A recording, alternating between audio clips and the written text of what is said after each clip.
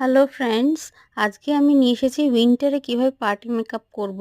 তো আমি প্রথমেই নিভিয়া সফট ময়শ্চারাইজার অ্যাপ্লাই করেছি, তারপরে প্রাইমার লাগিয়েছি, সেটাও ক্রিম বেস প্রাইমার, তারপরে কালার কারেকশন করেছি।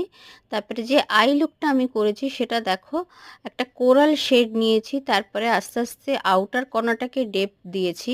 নেক্সট ইনার কর্নারটাতে আমি একটা শিমারি আই শ্যাডো যোগ করেছি।